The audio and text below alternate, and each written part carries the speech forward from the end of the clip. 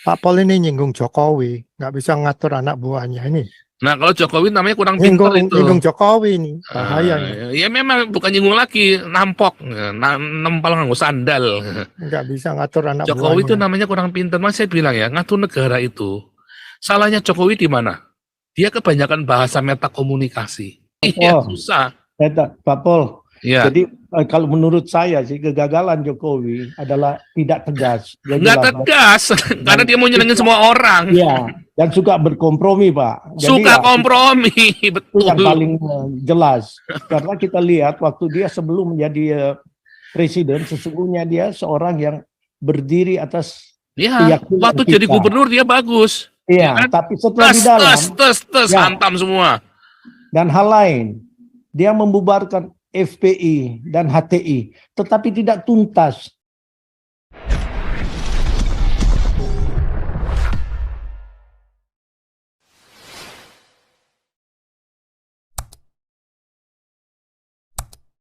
Dan saya, Tuhan berkati. Silakan. Lanjut. Iya. Oke. Jadi saudara, ya itulah tadi leadership ya saudara. Kita masing-masing kumpul di sini dengan segala talenta atau kemampuan yang kita miliki, lalu kita bekerja bersama-sama.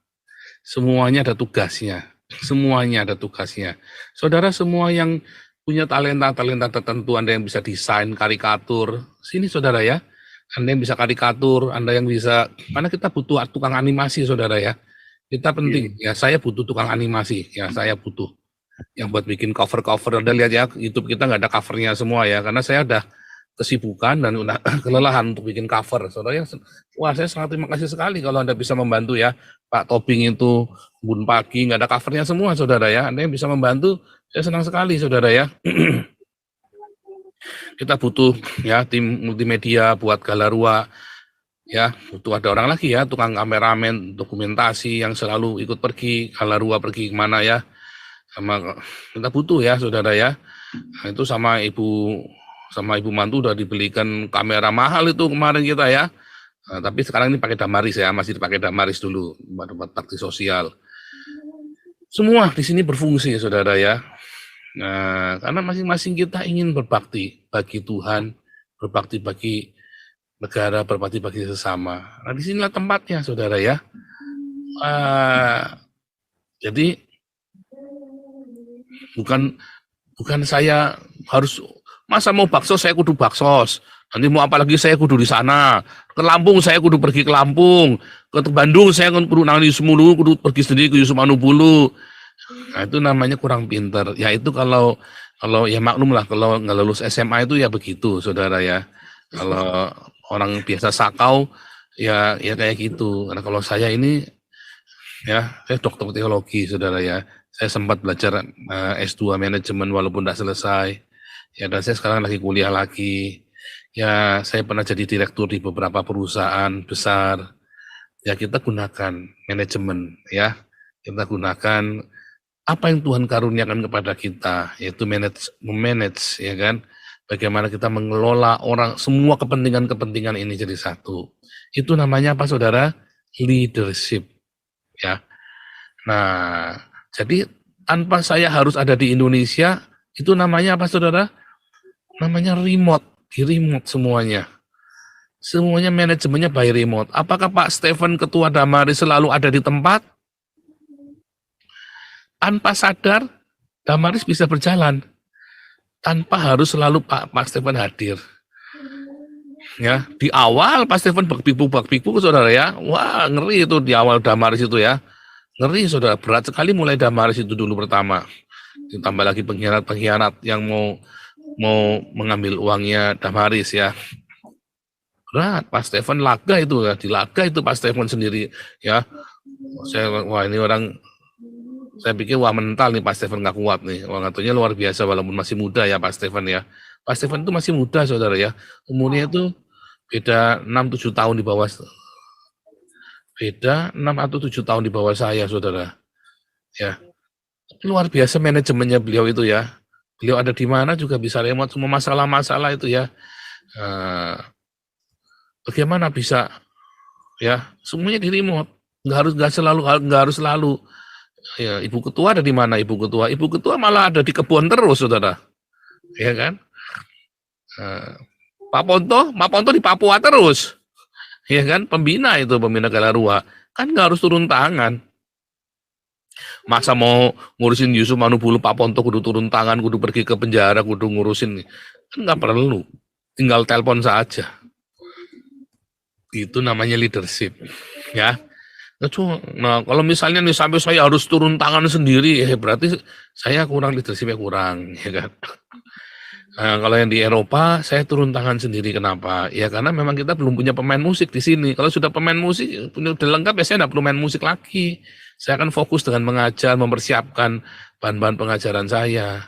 Ya, di Eropa kita juga butuh orang pemain musik, saudara-saudara yang tinggal di Belanda, yang ingin pelayanan bareng-bareng kita main musik, daftar saudara ya. Ngomong ya, ilegal juga enggak apa-apa, Anda masih legal di sini enggak apa-apa, ya ikut melayani. Nanti tiba-tiba ada mujizat ya buat statusmu yang ilegal itu yang ada di sini ya. Jangan khawatir saudara ya. Saya legal, jangan khawatir ya. Saya legal ya. Gereja kita Hagios Internasional itu legal. Besok kita akan ini ya. Tema kita adalah Paul dideportasi dari Belanda. Help, minta donasi yang banyak buat nyogok Mark Rutte supaya bisa diterima jadi warga negara. Besok ya. Pak Pol, Ya. Pak Pol ini nyinggung Jokowi, nggak bisa ngatur anak buahnya ini. Nah, kalau Jokowi namanya kurang pintar itu. Nyinggung Jokowi ini, bahaya. Ya memang bukan nyinggung lagi, nampok, nempel nganggo sandal. Nggak bisa ngatur anak Jokowi buahnya. itu namanya kurang pintar. Mas saya bilang ya, ngatur negara itu. Salahnya Jokowi di mana? Dia kebanyakan bahasa metakomunikasi. Ya. Karena dia mencampur adukan dengan politik. Politiknya itu nambang, enggak mantep. Ya. Saudara, sak goblok-gobloknya Mark Rutte, kata orang Belanda ini Mark Rutte tolol, bodoh segala macam, caci maki ya. Tapi Mark Rutte ini adalah Perdana Menteri paling lama di Belanda loh, saudara, 14 tahun loh, saudara. Ya, dia itu jelas arahnya, nggak takut. Waktu ada, Geert Wilders itu ya, Geert Wilders kan oposisinya, galak kalau Geert Wilders itu ya. Dia bilang, kamu butuh saya untuk mengelola negara ini, katanya si Geert Wilders ya. Mark Rutte bilang, Noit, dia bilang, nggak akan pernah aku kerja sama kamu. Tegas, saudara. Jokowi semua maunya menyenangkan hati semua orang. Jokowi mati berdiri. Nah, katanya John Maxwell apa? Saya tahu banyak cara untuk menuju sukses, tapi satu cara untuk kamu mati berdiri. Senangkanlah semua orang. Jokowi maunya nyenengin semua orang. Mati ya susah. Pak Pol. Ya. Jadi kalau menurut saya sih kegagalan Jokowi adalah tidak tegas. Nggak tegas, karena dia mau nyenengin semua orang. Iya, dan suka berkompromi, Pak. Jadi suka kompromi, betul. Itu yang paling jelas. Karena kita lihat waktu dia sebelum menjadi presiden, sesungguhnya dia seorang yang berdiri atas keyakinan waktu jadi gubernur dia bagus. Iya, kan? Tapi setelah di dalam, hantam semua. Dan hal lain, dia membubarkan FPI dan HTI, tetapi tidak tuntas.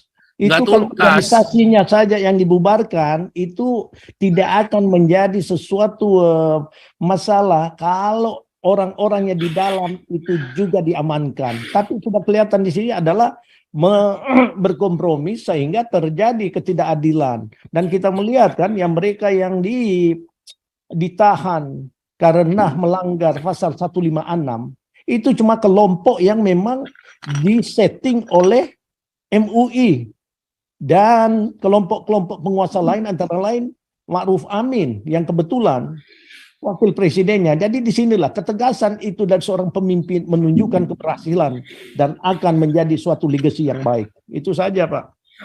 Tidak tegas dan kompromi. Dia juga takut sama si Ayatollah Ma'ruf Amin. Dia takut sama si ayah cabul itu ya. Oke lah, ini Pak SK, silakan Pak SK.